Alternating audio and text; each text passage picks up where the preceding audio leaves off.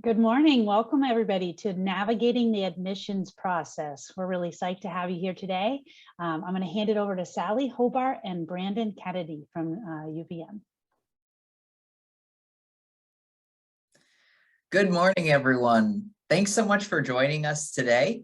My name is Brandon Kennedy. I'm one of the Associate Directors of Admission here at Castleton University. And I'm joined today with my colleague, Sally Hobart from the University of Vermont. She's going to introduce herself in a little bit, but we're so excited to talk to you all about navigating the admission process. We understand that, this process can be a little bit overwhelming at times. It can be hopefully it's very fun and very exciting. And our goal for today's session is to give you as much information as we possibly can for you. And so we do have a slideshow prepared just to kind of keep us on track and make sure that we hit all the spots. If you all have questions as we navigate through this presentation today, I would definitely encourage you to drop those in the chat box, the question and answer area. And we are going to have time at the end of today's session to address all of your questions that you might have. But I think we're ready to kick it off. So if we could advance to the next slide, please. Wonderful, thank you. So just so you know who we are, both Sally and I are what I would describe as kind of seasoned admission counselors. We're very excited, like I said, to chat with you. We both work at public institutions in the state of Vermont, so we're excited, to definitely partner with VSAC today and give you some information. A little bit of information about me specifically. I've worked at Castleton since I graduated, which was in 2014. I studied photography and graphic design. I'm a first-generation Vermont student from the Montpelier area, and I work primarily with students from northern New England, which also includes Vermont. So if you find yourself tuning in from or living in any county north of Rutland County or north, we might get to know each other a little bit more, and if you choose to apply to Castleton. So really excited again to get to chat with you all, but we can move on to the next slide and get us started here. So what we're going to talk about today in navigating the admission process is who admissions is. There's at times, I think, this big suspense about who your admission counselors are, and we all sit behind a large oak desk, so to speak, and we're rendering decisions, but we're all people, so we're excited to talk to you about our roles. We're going to talk about identifying your admission team and understanding what deadlines are, because those are something that's super important as we navigate through this process. We'll talk about application materials and how to stand out, the application review process, and then, of course, the ultimate part of the application process, the decisions. So we can go ahead and get started with who is admissions, please. All right, great. So who is admissions? That's like a pretty philosophical term, right? Like we're wondering who is the admissions folks for your college or university? Well, first off, admission counselors are just like you and everyone that's tuning in. We're just people that have a passion for the university organization that we work with. We are charged with making sure that we enroll a class of individuals that are going to make excellent contributions to our community. And, we're here to support you as the students that might be interested in. But I think an important thing to know is as you start to navigate the admission process is you're going to want to identify your team. And I like to think of the admission process really as a team effort. You being the student, maybe you're the captain of the team, but you're going to want to pick your excellent roster for your team. And who makes up your team are a few different people. So your school counselors, they're going to be what I would describe as like your first pick. You're definitely going to want to have them on your roster. School counselors are excellent resources for you and your family. Not only do they know a wide variety of colleges and universities from all across the country and the world, but they also know excellent, scholarship opportunities. They know excellent forms of financial aid. They can really help you find the right fit when it comes to it. You're definitely going to want to include your family and your friends on your team because, they're a huge support network for you. You're going to really stay in constant contact with them. They're going to be probably the most accessible team member that you have, because you can chat with them at dinner or you can pick up the phone and call them. They have families and friends, maybe experienced a college or university that you are interested in, or they had friends that had that connection. So they're definitely a great resource. Other team members that you're going to want to certainly have are, outside resources like VSAC. VSAC is great. They do a wonderful job of not only, providing great scholarships and grants to Vermont students, but they also provide wonderful resources like college pathways where they can help you, understand financial aid, understand costs, and really make sure that you're making a well-informed decision. VSAC is a great resource, and we love to make sure that, our students know all about that. So definitely something to, keep in mind. And then of course, last but not least on the team, your admission counselors. Admission counselors are typically assigned to students based on your geographic location. So like at Castleton, we review students based on where they're from. So if you are from, like I said earlier, if you're from the northern part of Vermont, you and I are going to get to know each other pretty well. Other colleges and universities might review on program specific. So if you're interested in nursing, or if you're interested in like a school of engineering or something like that, they might, you might find yourself with an admission counselor based on that. Or, there might be other special aspects that admission counselors divide their students with, I'm thinking like transfer students. So students that maybe started at the Community College of Vermont and are ready to, go to Castleton or go to UVM, or students that are coming from all across the world, international students. So there's definitely, specialty populations that we all work with. But I think the important thing to keep in mind is that your admission counselor is here to help you and make sure that you have all of your questions about your specific school, or their specific school, I should say, answered. So don't be shy, reach out, ask your questions, email, call, text us. We're all happy to get connected. But we can move on to the next slide here. And so, as you formulated your team, you're going to want to start to keep yourself organized. If I can give you any advice, is that organization is going to be key as you start to navigate the admission process. One thing that you might find helpful is creating a spreadsheet with the list of colleges and universities that you're interested in. And what I would describe, encourage you to put in one of the first columns in that spreadsheet is, name of the school, application deadline, because that's something that's super important. If you find your dream school that you love, you really don't want to miss that deadline if the school has the deadline, and then you can't be counted as an applicant. But just to go over a few of the different types of deadlines and decision types. So many schools have something called early decision, which early decision is what, one of my other colleagues in the field, someone that works at Middlebury College described it as really well, I thought, kind of eloquent, a little bit romantic even, as this is like your proposal to this college or university. You're putting it all out there. You're saying, if I'm admitted to this particular college, I'm coming no matter what. So like you bought that engagement ring, you get down on one knee, you say yes to the college and university. This is where I'm going. So it's kind of a cool way to show that, yes, I'm committed to your school if I'm admitted through the early decision process. Early decision is great for students that know no matter what, they want to go to that college or university.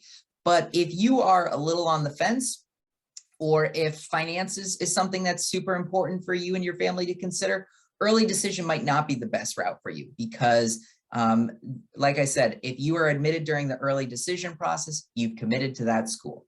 Early action, though, something that's a little bit similar. You get to apply early in the application process, but it's non-binding, which means that you can apply to multiple different colleges and universities through early action, get your decision early, but not be held to, I'm going to that school. So that's a great option if you want to really show that you're really interested in that university, but you are, not ready to fully commit yet. Regular decision is, a process that many colleges and universities have as well. It's where you apply at a particular deadline. The school might have a regular decision deadline, which means they are going to accept applications until a certain date. After that date passes, they'll no longer accept applications, but they'll start to send decisions out after that deadline. Regular decision is great for many students because, as some of you might be experiencing, your senior year can be a really pivotal time for students. Maybe your grades are going up. Maybe you're taking some challenging courses that are going to be really setting the foundation for that academic program that you're going into, and showing those mid-year grades or showing, demonstrated success in your senior year can be really helpful. So regular decision is a great route to go as well. And then last but not least, rolling admission. And that's what Castleton does as an admission process. So I'm really well versed in the rolling admission process. What this means is that we accept applications as early as, August 30th, and we continue to accept applications until usually a week before classes get started. So, and what it also means is rolling is everything is on a first come, first serve basis. So the sooner you apply, the sooner you'll hear back from us. Also, the sooner you'll be packaged for scholarship and financial aid. So when you're thinking about rolling admission, it is to your advantage to apply earlier, because the sooner you apply, the sooner we can lock you into those scholarship packages, and that can make sure that you have a really great package. So it's good to apply. All of these options, as far as decisions and deadlines go, are great for the right student. But I would definitely encourage you, keep organized when it comes to that, because you don't want to miss any deadlines. We're able to go to the next slide, please. Excellent. So once you've, compiled your list of schools, once you've, got that spreadsheet organized, second column that you're thinking about in there is, application materials. And so what I would definitely encourage you to do is keep, focused, and keep a good understanding of what each college or university that you're going to apply to has for application material requirement, because each school might be slightly different. Now, there are what I would describe as three main applications that are out there for students to use. There's the common application, which many students and families might already be well versed in. The common application has hundreds and hundreds of colleges and universities that are members of it. And it's super easy because you fill out one application, you write one general application essay, and then you can submit it to multiple different schools. The Coalition for College is another application similar to the common application, but a little bit different, has some different program requirements to complete. And then there's school-specific applications. Those can be found on each individual school's website. Sometimes they're found in paper format. So if you, want to fill out a paper application, you can do it that way too. But all colleges and universities, for the most part, I would say, now have digital applications. So it's super easy to go through the, filling out those applications. Now, that being said, it's super easy to fill out applications, but most colleges and universities have some sort of application fee. So even though it's tempting to fill out a bunch of different applications, you're going to want to be mindful of how many schools you're applying to, because quite frankly, it can cost quite a bit of money to apply to hundreds and hundreds of schools. Application fees generally range in anywhere from, free all the way up to, $80. So there's a wide variety of different applications and application fees. Many schools will offer fee waivers if you choose to visit their school, or if you, reach out for whatever reason. I know VSAC works with a number of students to have fee waivers. And so, certainly it doesn't hurt to ask if you have questions. And I can nearly bet that no college or university is going to want the fee to be prohibitive from you applying to their school. So just something to keep in mind. Every college and university is going to require official transcripts. This is what you've been working on for the last, 3-4 years. And so you're definitely going to want to make sure that that comes from your school.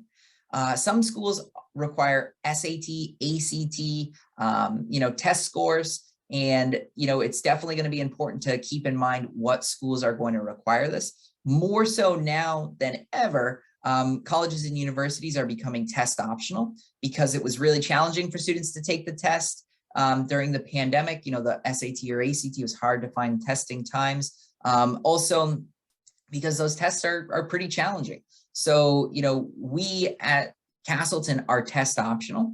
And I know that my other colleagues have remained test optional through 2023, some schools 2024. It really does vary. So you'll want to make sure that you check out your schools that you're looking at website to see if they are going to be test optional. Recommendation letters, those are great. That's always one part of the application that I really enjoy taking an in-depth look on.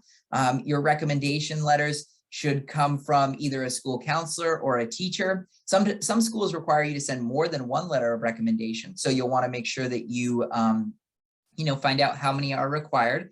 Some are going to require only academic-based recommendations. So from a school counselor or from a teacher. Others might be more flexible, like you could have a coach or a boss or someone like that send a recommendation.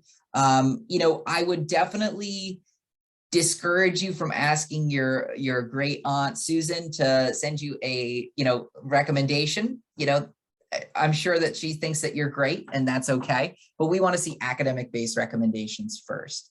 The essay, also known as the personal statement, most colleges and universities are going to require this. Some colleges and universities actually have it built right into their application, like the Common App, the Coalition for College.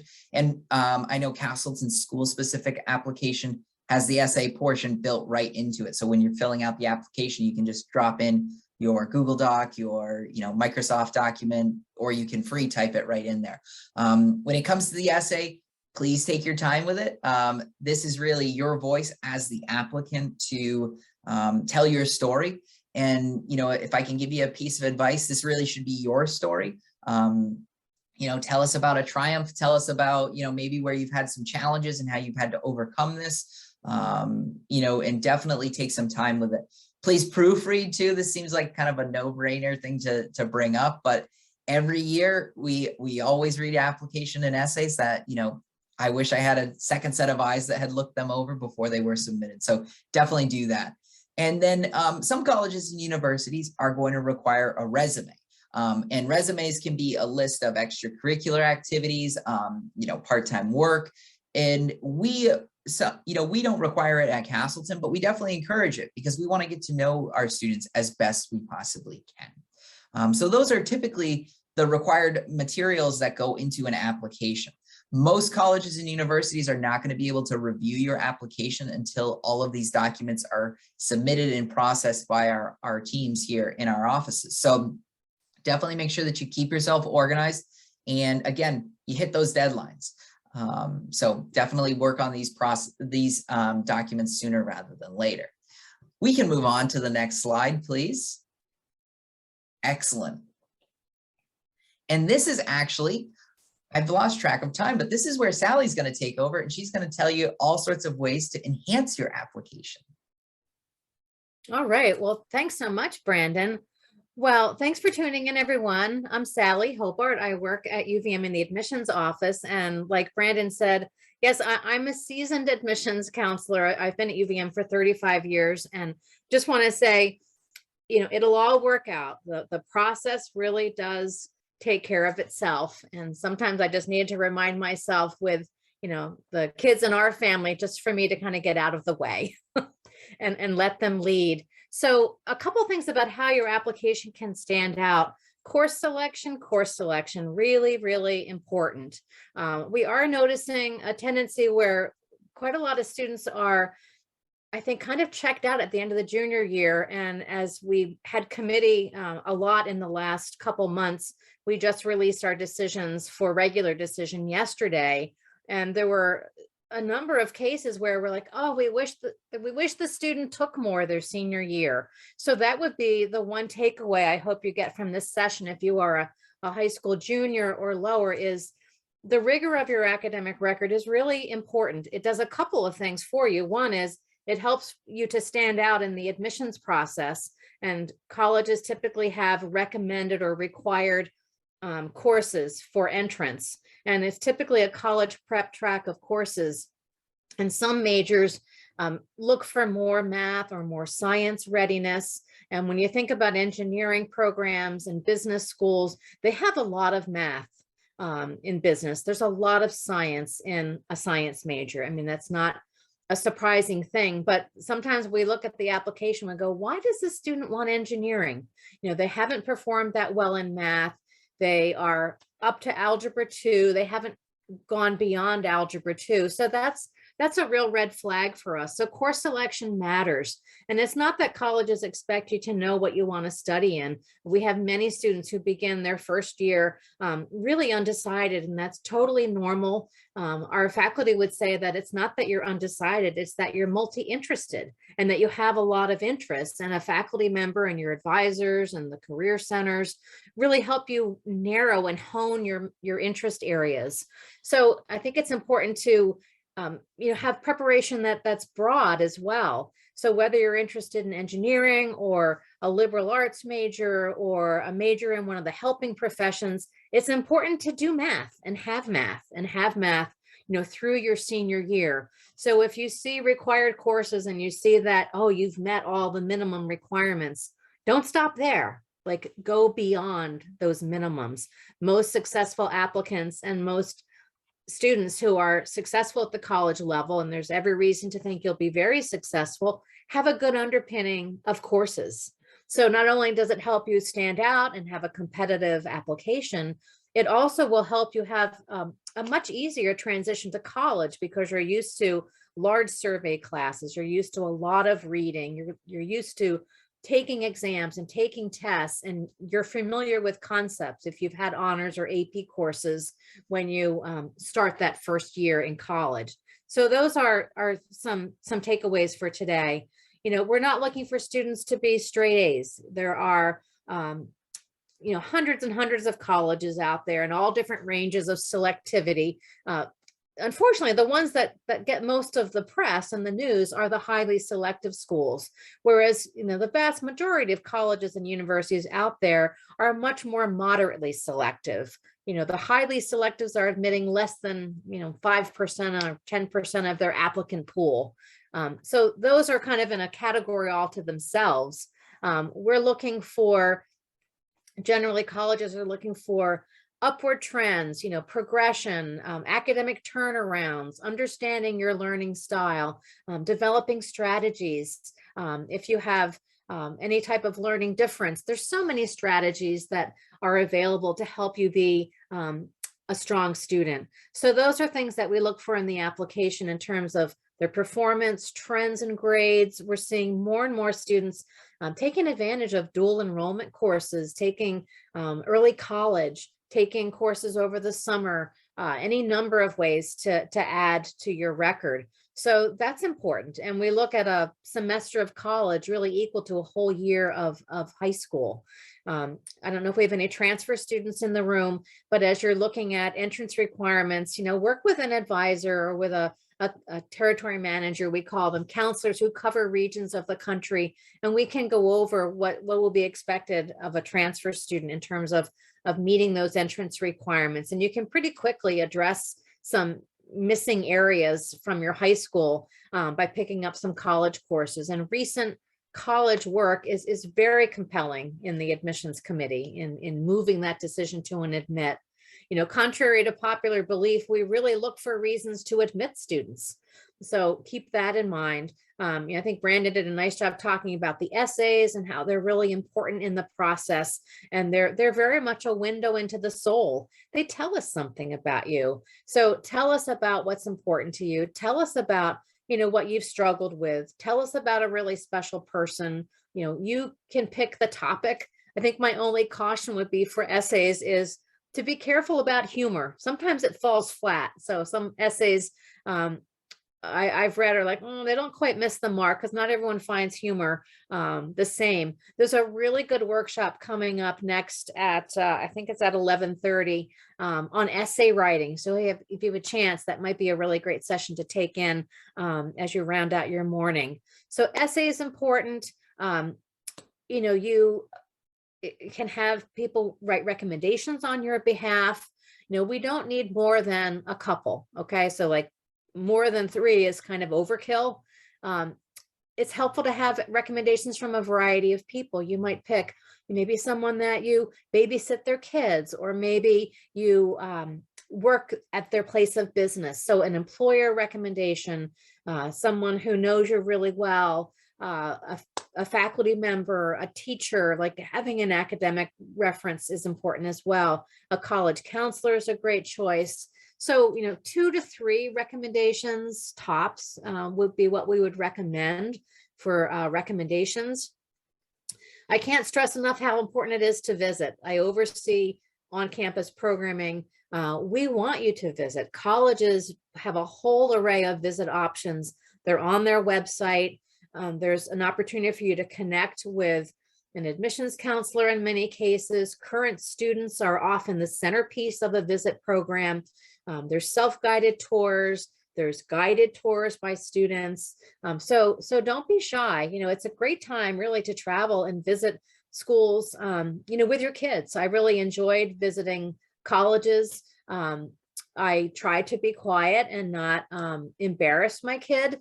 Even things like going up to check in, like encourage your student to be the one to say, "Hi, I'm Sally, I'm visiting today," rather than be the parent who does that. I think it just helps them learn some independence. I know sometimes students are a little more reticent to do that, but encourage them to have that confidence to say hello and check in. We have open houses. There's programs for daily visits, campus tours. There's some that have more of an academic component. If you're really interested in, a nursing major, if you're really interested in the liberal arts college, there's often these additional programming opportunities that involve the academic areas. Some places let you sit in on classes. There's some virtual links that we can give you as well. And there's a lot of virtual options as well as in person. Colleges are full speed ahead doing in-person tours and sessions. We've been doing them, at UVM since last spring. Just in the last 10 days, we've had 3,000 visitors to campus. So vacation weeks, summer, it's a great time to visit colleges. So keep that in mind. It's important to reach out to whoever covers your area. So for instance, I cover the state of Maine, and I cover basically Chittenden County here in Vermont. But admissions counselors like to know who's interested in their school, and you can reach out to them. It's a way that you can show that you're interested. So those are some things to do, but visit either virtually or in person. Just really important to kind of get on that college's radar that you're a student who is visiting and looking at them.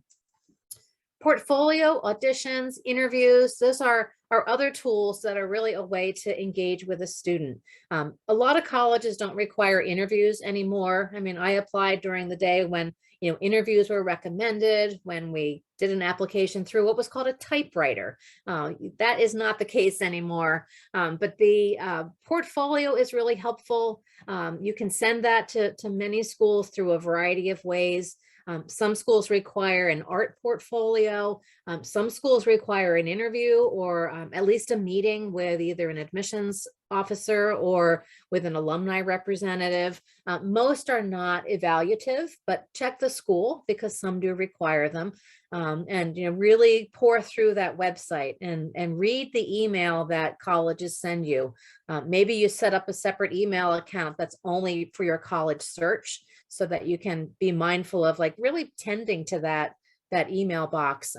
More and more schools are texting as well, so that's something just to be aware of. Some schools require an audition for a theater major or for something in the fine arts or for music. So some of them are, you just send the recording, but some require you to be on campus or they give you a choice. So I think that's everything on that slide. How about we move to the next one? So this is a great question. Capable versus competitive. Very, very different. You can be an incredible, amazing, academically talented student who's in the top of your class, is working in undergraduate research, has racked up college credits, and not be admitted to a really highly competitive school. There's nothing wrong with you. It's really just kind of the roll of the dice and the way that college happens to, shape their incoming class. So there's a lot of tools that college counselors are using in the high schools to help get a sense of, your profile in terms of being an applicant. There's systems called Naviance, there's others where college counselors are able in your school to have a sense of, this is a student that typically is admitted at UVM. This is a student who has a profile that, it's kind of a reach, but, try it, see how it goes. And then there's other schools that might be defined as more like safety schools.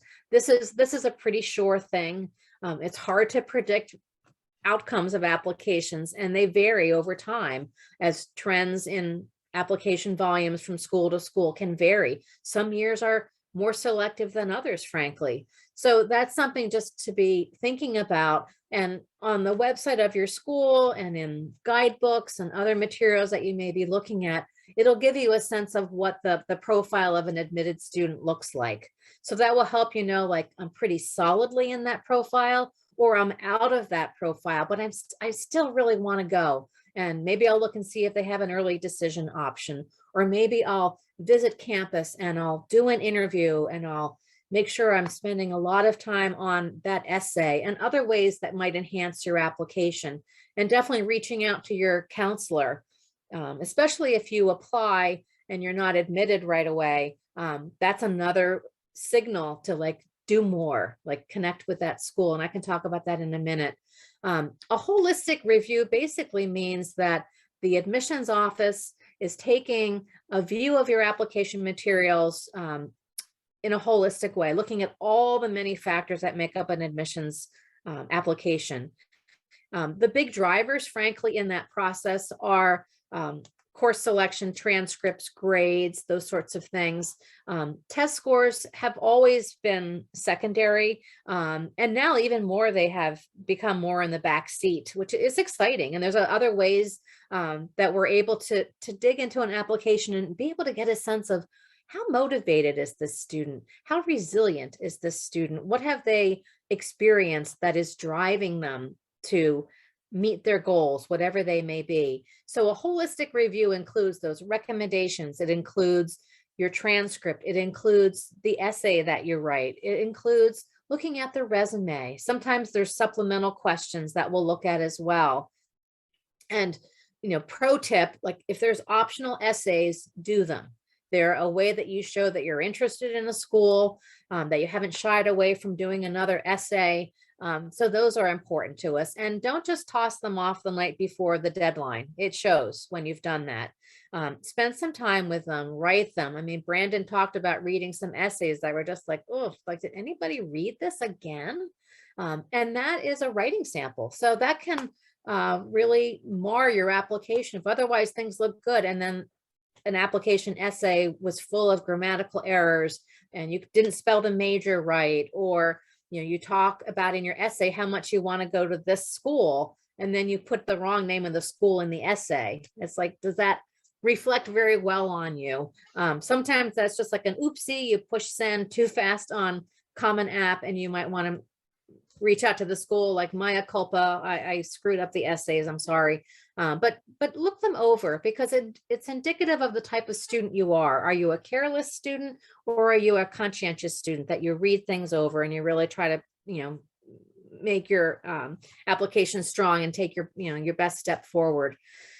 We've talked about rigor, I think, quite a bit. I think we can't stress that enough. Academic trends, that's something that we definitely notice. Not every student is the same in ninth grade as they are as a senior. There's a progression, there's a process, there's a maturity that happens over time. There are times when grades and strengths are inconsistent. Maybe you're an incredible writer and you speak, a couple languages, and you're just really, really interested in cultures and, traveling, and you're really interested in the humanities. And maybe math is really your nemesis. That doesn't mean that you're not college material. It means like looking at a school that will have programs that you're interested in. And that's one of the strengths of schools that have a lot of majors, is that your major might change. Just like my friend who's a great admissions counselor and works with our athletic areas, and they call it the broken leg test. If for some reason you broke your leg and you weren't able to do that sport, like, would that college still feed you? Would it still offer what you're looking for? So having breadth and depth of academic offerings is really important. And then, of course, telling us your story.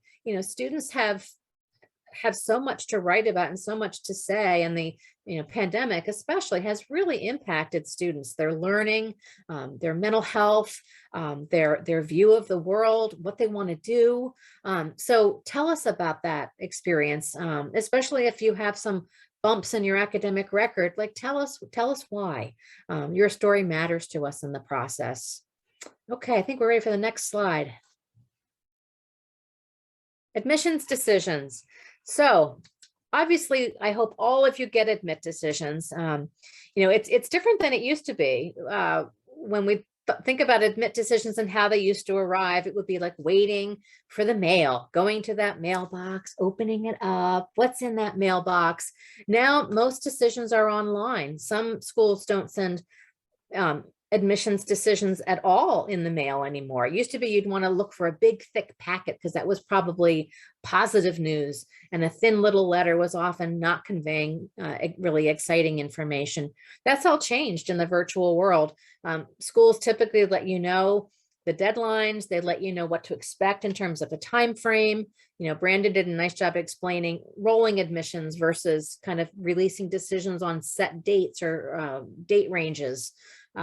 So you can typically check your status online to see how that application is doing. If there's any items that are lacking, we let you know. We don't have your transcript. We don't have your test scores if you've asked that test scores be included. We don't have a letter of rec. We don't have the application fee.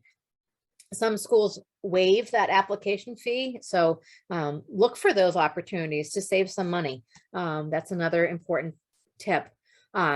So admit decisions, there's a time frame of how early they can be released and when we expect you to respond to that offer of admission, which is on the 1st of May, which is called the common reply date. There are times when a student might be admitted to a second choice major or asked if you're interested in a second major. And that's where reading your email is really important, because we might reach out to you and say, Sally, your first choice major was very competitive this year. We don't have room in that program. We did notice you have a second major. Are you interested in enrolling in that major? And if I don't respond to that email, I may lose that opportunity. So it's important to read your email, especially getting closer to decision time. The wait list is a tricky category, and that is basically an offer that's like a maybe. It is a way that schools kind of manage their enrollment. It's often when there's this abundance of riches and you can't take all the students, but you want to have a waiting list because there's some very deserving, very well qualified students that if you had room, you would take them. So a wait list offer is basically a maybe. It's an offer where you'll be asked if you want to be on a waiting list. And it's important that you respond to the school either through email or through an electronic platform that you click, yes, you accept wait list. And that then makes you an active student on the waiting list. Sometimes waiting lists move before the 1st of May. And that's always an ideal situation, because then there's no need to forfeit a deposit or an acceptance fee because it's before the 1st of May. But sometimes colleges find, like after the 1st of May, that they come up short.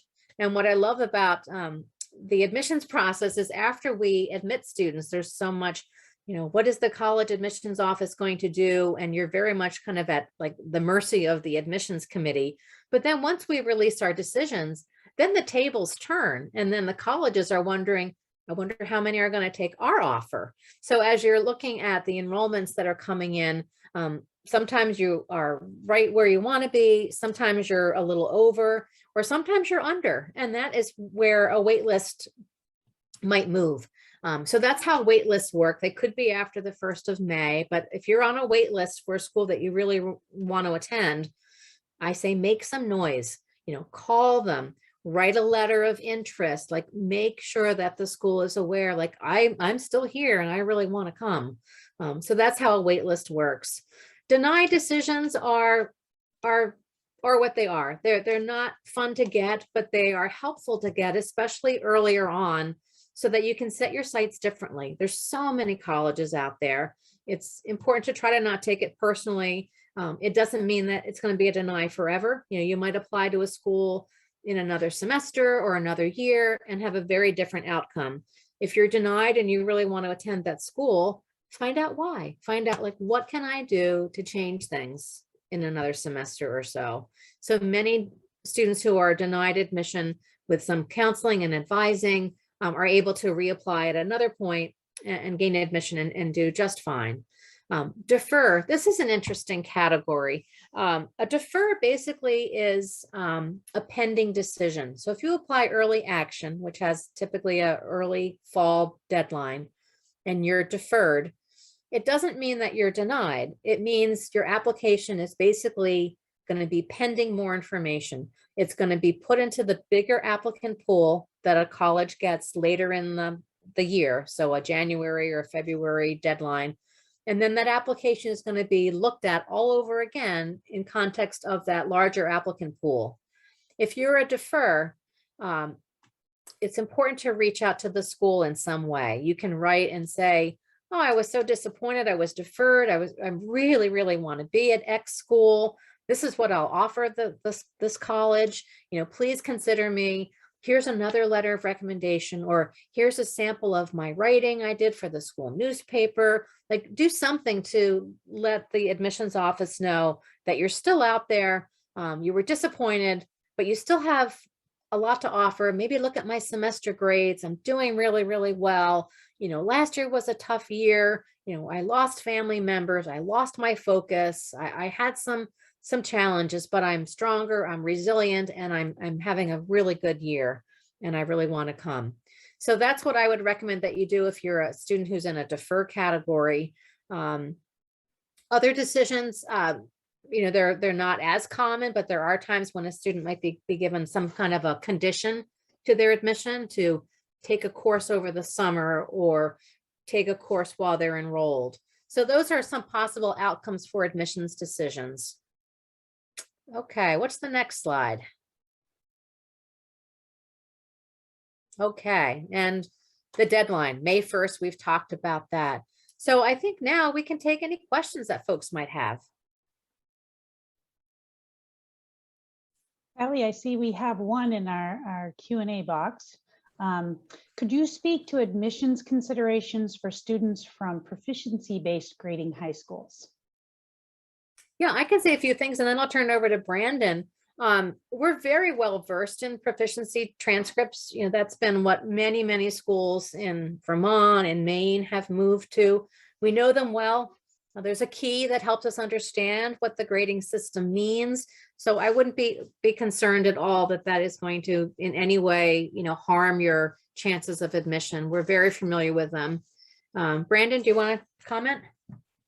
Yeah, I would just echo what you said, Sally. I think proficiency-based grading is a trend that is, been the norm for the state of Vermont for quite some time now. When this education model was being planned, a lot of our admissions staff was consulted, by school districts and things like that. We certainly are here to, support your goal and get you into, your colleges and universities. So we're not going to count it against you by any means. Another thing, if I can just, echo the key, every high school typically sends along a school profile to us. So, and that's really our understanding of, what your academic rigor is at your particular school and how we can evaluate that.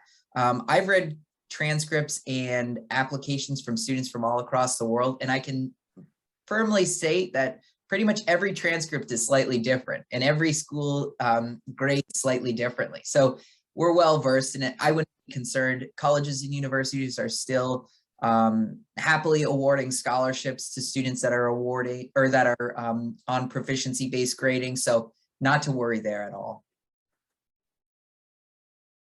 All right, I see we have a question we have 3 questions now. Would you like to read through them, Brandon and Sally, and choose who would like to answer? Sure, I can kind of look through these. So the first question that I'm seeing is 9th grade too early to do a college tour? This is a great question, and one that I would say, if it is convenient for you and your family as a 9th grader to tag along, maybe you have an older sibling that's going on a college tour, definitely it's not too early to tag along. I think that's, it's always helpful to go and kind of gain some perspective.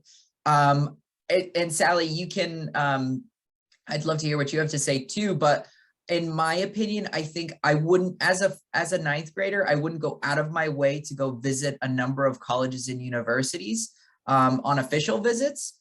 I would save that for the, for your junior and senior year specifically. But, if it's convenient for you, like Vermont has like over 13 different colleges and university campuses all across our state. So if you're, happen to be in Castleton and you can, take a self-guided tour or do a, it's convenient for you to do a campus visit, we're going to welcome you. We're not going to certainly turn you away, but I wouldn't feel like you need to go out of your way to start doing college tours. What do you think, Sally?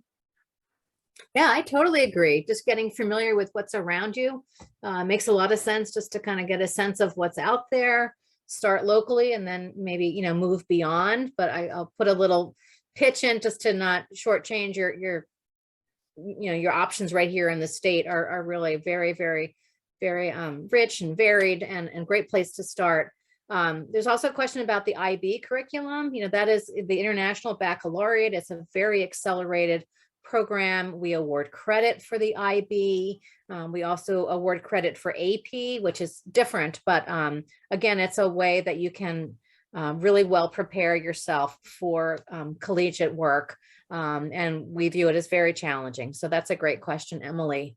And then Lauren had a question about, an accepted student in a second choice major. And, there's many, many ways at most schools to change majors. So if you're admitted to a second choice major, it may be a related area, it may be a very different area, depending on what you select. And you can find out about the system to change a major and how hard that is. For most schools, it's quite an easy process, provided you do well in those core courses. For if you want to change to engineering or business, if you have trouble with math or the engineering courses, then that might be a sign like, well, maybe it wasn't for me after all. And then you learn about other majors. So that's a great question about the acceptance to a second choice. And then it looks like we have some other questions too. How common is it that you can sit in on a class if you're a prospective student considering a school? Is this only for admitted students? That's going to really depend on the school that you're hoping to visit. I can speak right now at Castleton. Obviously, as the COVID pandemic restrictions kind of lift, it's a little bit more easy to gain access to a classroom. But you're definitely going to want to arrange that kind of meeting. When you arrange your college visit, I would definitely encourage you to call the admission office to see if that's something that they do. Some campuses have the ability, but some just, space-wise don't. But many schools are willing to like try to make that kind of accommodation if at all possible. And then another question that I saw was, how do you know which classes can be dual enrollment? How many dual enrollment classes can count towards your college credit? That's a really great question. And one that I would encourage you to, reach out to your school counselor about. Many high schools have established dual enrollment classes that are, the classes that you can take at that specific high school that are awarded credit from a specific college and university. I know Castleton has a number of these partnerships with schools, and it's really just a matter of connecting with your school counselor about this and signing up for those. As a Vermont resident, you're eligible to take up to 2 college classes between your junior and senior year of high school without having to pay tuition, and that's a great way to cover that dual enrollment cost. But most colleges and universities don't, from my understanding, might not have a set number of how many credits you can bring with you.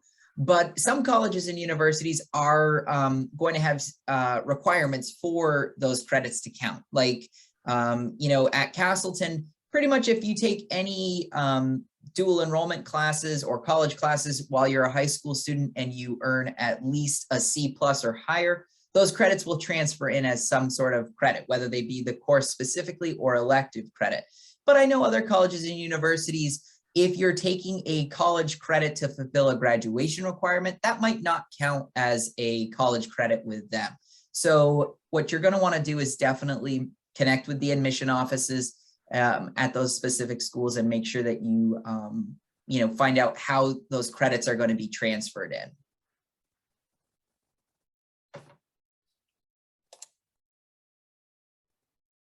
Looks like we have a few more questions in the Q&A. Yeah, maybe I'll take a crack at a couple of them. And so these are great questions. One is, any tips for students who might be a valedictorian or a salutatorian? And we really didn't touch upon merit scholarships. And that is something, if you are that high in the class, you're likely in a profile that will be awarded a merit scholarship. There's different systems that schools use for determining merit awards. Merit money is money that you want. It is basically a grant. It's not part of financial aid.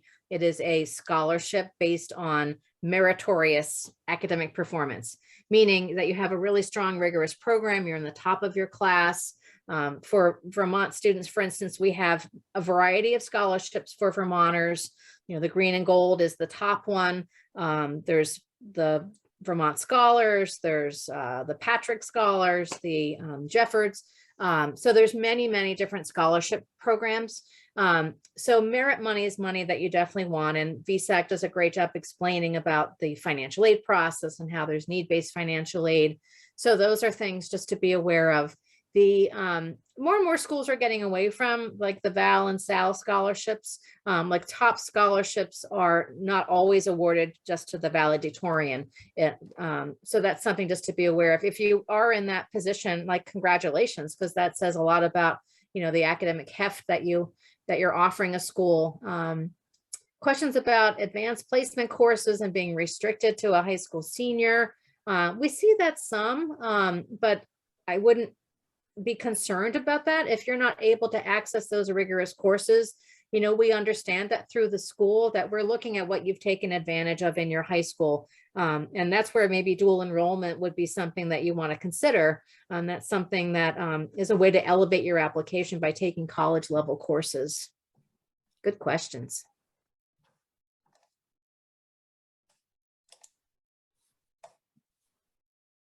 I think, Sally, there was one question in the chat. Maybe you can answer quickly prior to the ending.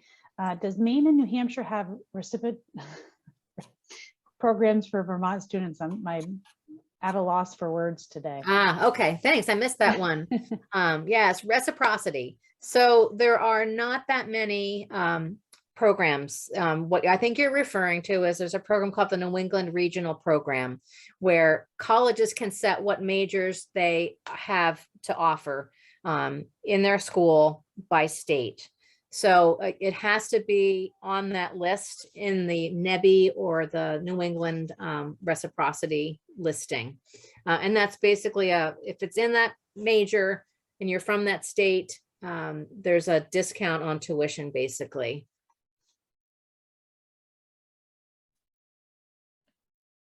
And then it looks like maybe one more question is taking a 200 level high school class weighted differently than a 100 level college class, i.e. not honors or AP. You know, that's a tough question to answer, mostly in the sense of every high school does, you know, weights classes differently. And, you know, as college admission offices, what we do is we really try to take a look and understand what that weight is, what it means. You know, I think if I were to think about, you know, the hierarchy of the most weight that's carried, you know, I would say your college prep level classes are at the baseline that you should be, if you're looking to go to college, you should be taking. If you are looking to challenge yourself, honors is going to be a little bit of a step higher, or maybe, you know, some schools rank that as a 200 level course or, you know, an advanced course. AP, IB courses are next on the tier. And then the most weight is probably if you're taking a college course at a specific college or university, that would carry the most amount of weight. Sally, I don't know what your reflections are on that, but I think that's where we're at with that. Yeah, I thought that was perfect.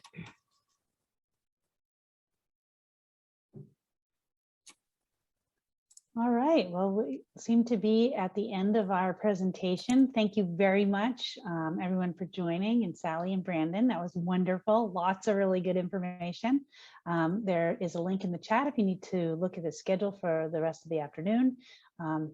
And we will see you all in future presentations. Thank you.